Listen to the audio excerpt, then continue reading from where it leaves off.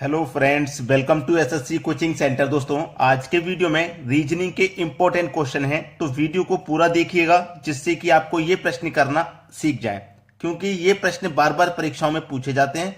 तो चलिए स्टार्ट करते हैं। पहला क्वेश्चन है, किसी कोड में प्रयाग को इस रूप में लिखा जाता है तो उत्तर को क्या लिखा जाएगा। देखिए, प्रयाग है, इसको इस रूप में लिखा गया है, तो मैं यहां पर लिख लेता हूं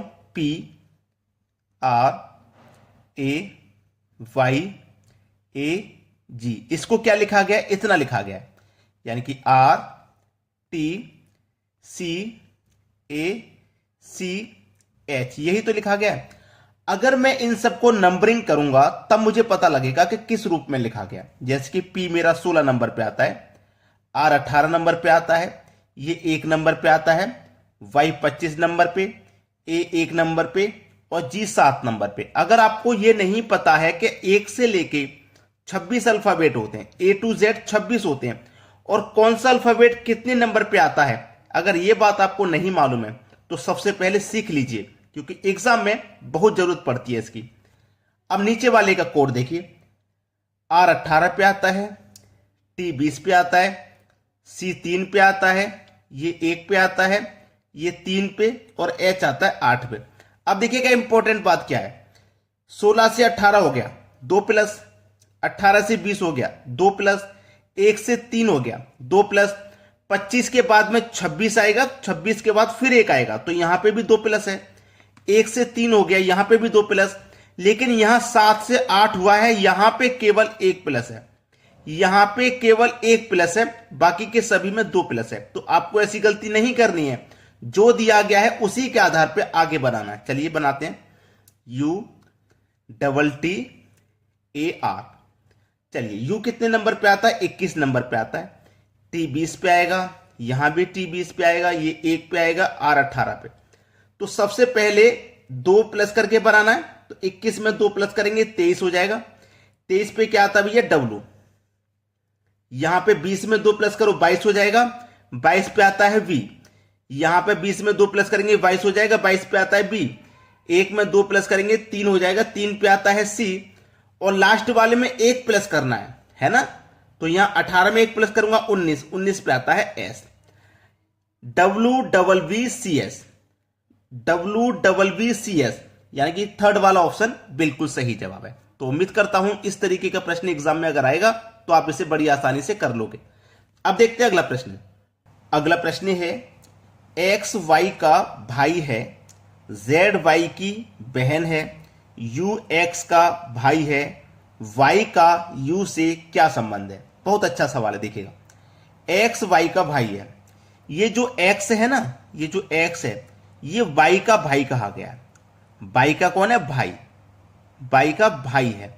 तो इसमें हम क्या करते हैं, जो जेंट्स होते हैं यानी कि मेल होते हैं उनको प्लस ले लेते हैं। भाई है तो ये जेंट्स हो गया यानी कि मेल हो गया, से प्लस से डिनोट करते हैं, और जो लेडीज को, महिला को माइनस से। लेकिन इसके बारे में अभी नहीं कहा क्लियर है ये जेंट्स है या लेडीज है, क्लियर नहीं है ना, तो इसको अभी ऐसे ही रहने देंगे। फिर क्या बोला, जेड वाई की बहन है, वाई की बहन है जेड, जेड वाई की कौन है, बहन। अब बहन है ना, लेडीज है फीमेल है, तो इसको माइनस से डिनोट कर देंगे, ठीक है। यू एक्स का भाई है, एक्स का भाई है यू, एक्स का कौन है, भाई, एक्स का भाई है यू, भाई है ना, मेल है, इससे भी प्लस से डिनोट कर देंगे।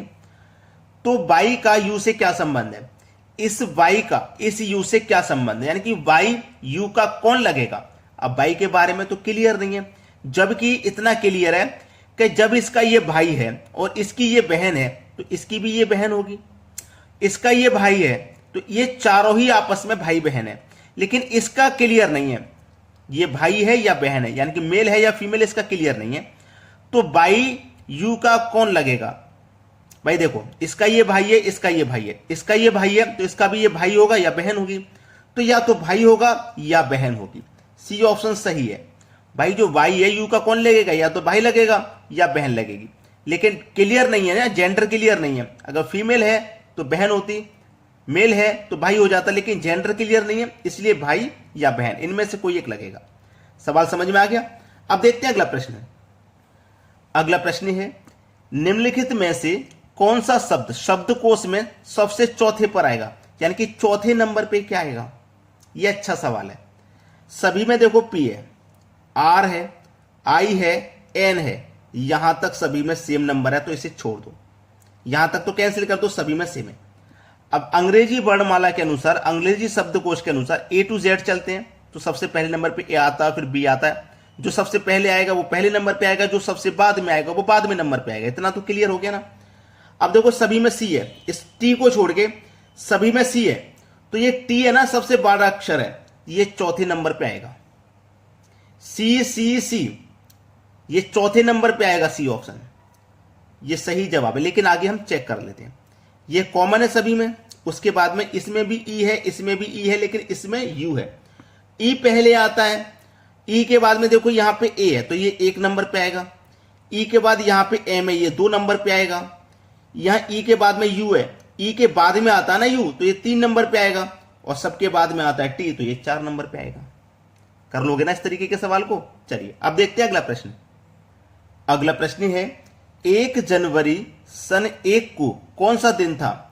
इस प्रश्न के आगे भी आप वेरी वेरी इंपॉर्टेंट लगा लेना, क्योंकि अगर आप इसको रट भी लोगे ना, रट भी लोगे, तब भी इसका आंसर आपको मैच नहीं मिलेगा।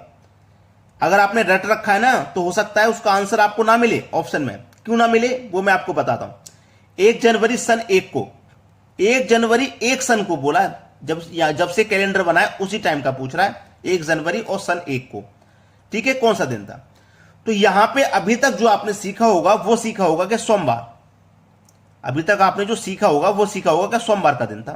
सोमवार ऑप्शन में दिया गया है, सही हो गया। लेकिन अब बात यह आती है कि अगर सोमवार ऑप्शन में ना दिया जाए, अगर सोमवार ऑप्शन में नहीं हो, वही चीज तो मैं आपको बताने वाला हूं। अगर सोमवार ऑप्शन में नहीं दिया गया तो फिर किसको सही करोगे? तो मैं आपको बताता हूं। एक नंबर पे रखना है सोमवार, अगर सोमवार ऑप्शन में है तो। अगर सोमवार नहीं है तो दूसरे ऑप्शन पे रखना है आपको रविवार। अगर सोमवार नहीं दिया गया तो रविवार को आंसर कर देना। अगर रविवार भी नहीं दिया गया है तो तीसरे नंबर पे रखना है आपको शुक्रवार। अगर ये वाला ऑप्शन में नहीं है तो इसको आंसर कर देना। अगर ये दोनों ही ऑप्शन में नहीं है तो शुक्रवार को आंसर कर देना। अब बहुत से बच्चे अभी भी कमेंट करेंगे कि सर अगर ये तीनों ही ऑप्शन में ना हो तो?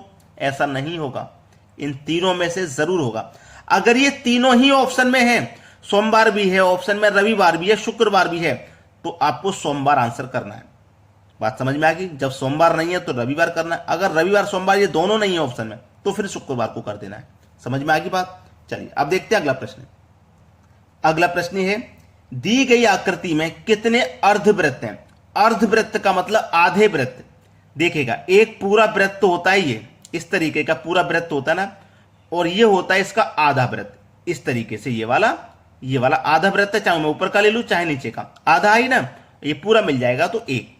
अब देखिएगा कितने अर्धवृत्त हैं, यानी कि आधे। देखो एक आधा वृत्त तो ये हो गया इसी के जैसा, दूसरा ये हो गया इसी के जैसा, दो हो गए ना, एक ये हो गया 3, एक ये हो गया 4 आधा, और एक हो गया 5, यानी कि कितने बनना है? 5 इसमें।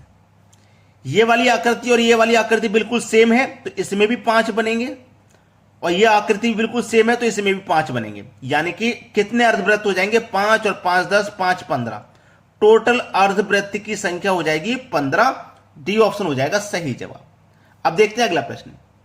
अगला प्रश्न है MPRT एक वृत्ताकार में केंद्रक की ओर मुख करके बैठे हैं। वृत्ताकार यानी कि वृत्त में, इस तरीके से वृत्त में केंद्र की तरफ, यानी कि बीच बिंदु केंद्र की तरफ मुख करके बैठे हैं। ठीक है, जिसमें बोला गया है आर पी के दाएं, आर जो है वो पी के दाएं। तो पी को आप कहीं भी मान लीजिए, पी को आप कहीं भी मान लो, मैंने मान लिया पी ये रहा, तो जो आर है वो पी के दाएं, तो दाया कहां होगा? ऐसे राइट हैंड की तरफ। दाया कौन होता है? राइट हैंड की तरफ। आर हो गया यहां पे, ये हो गया दाया। अब याद रखना ये पी का दाया है तो ये क्या हो जाएगा? बाया हो जाएगा। ये बात भी आपको क्लियर होनी चाहिए, जब ये दाया है तो ये बाया होगा। ठीक है, तो बोला क्या आ गया? आर पी के दाएं परंतु एम के बाएं बैठा है। ये जो आर है ना ये पी के दाएं परंतु एम के बाएं बैठा है, तो एम कहां होगा? यहां, इसके बायां ये हो जाएगा। हो जाएगा कि नहीं हो जाएगा? क्लियर है इतनी बात? एम के बाएं बेटा है, टी एम के दाएं है। जब एम का बायां ये है तो एम का दायां कौन सा हो जाएगा, ये हो जाएगा। तो टी कहां पर है, यहां पर एम के दाएं है टी, तो यहां पर है।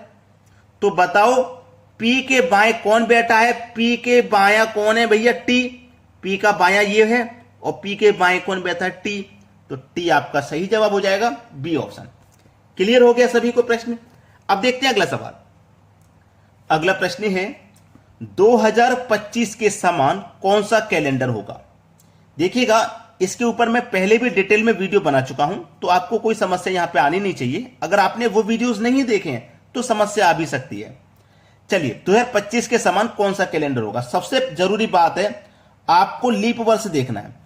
2025 से पहले 2024 एक लीप वर्ष है और 2025 क्या है, लीप वर्ष +1। भाई लीप वर्ष 2024 है, उसमें हम एक जोड़ देंगे तो 2025 हो जाएगा। याद रखना, जब लीप वर्ष में एक जोड़ा जाए, जब लीप वर्ष में एक जोड़ा जाए, ठीक है, तो वहां आपको 6 जोड़ना है। यदि +1 हो तो आपको 6 जोड़ना है। अगर +2 हो तो वहां पे आपको 11 जोड़ना है। अगर +3 हो तब भी आपको 11 जोड़ना है। अगर सेम लीप वर्ष ही हो तो आपको 28 जोड़ना है। बात समझ में आ गई, कोई दिक्कत नहीं। जैसे कि 2024 में 2025 हो रहा है ना, तो एक ही तो जोड़ रहे हैं। तो 2025 के समान कैलेंडर कौन सा होगा, यानी कि जो कैलेंडर 2025 का है वैसा ही कैलेंडर कब होगा, 6 साल के बाद। क्योंकि 2024 एक लीप वर्ष है, उसमें एक जोड़ करके 2025 बन रहा है। जब एक प्लस होगा लीप वर्ष में, जब एक प्लस होगा तो 6 साल जोड़ना है। तो 2025 में 6 जोड़ दोगे आप तो ये 2031 हो जाएगा। बी ऑप्शन सही जवाब।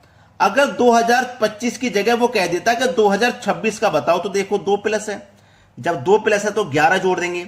तो 2026 में भाई देखिए 2026 का पूछ लेता, तो 2026 क्या है, 2024 +2, यानी कि लीप वर्ष में 2 जोड़ रहे हैं, लीप वर्ष में 2 जोड़ रहे हैं तो 11 जोड़ना है।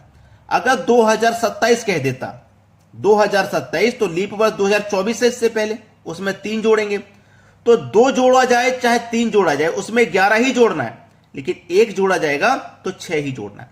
अगर सेम लीप वर्ष हो, जैसे मान लीजिए 2024 हम लेके चल रहे हैं, अब 2024 का ही बोल दे कि जैसा कैलेंडर 2024 का है बिल्कुल वैसा ही कब होगा, 28 साल के बाद होगा।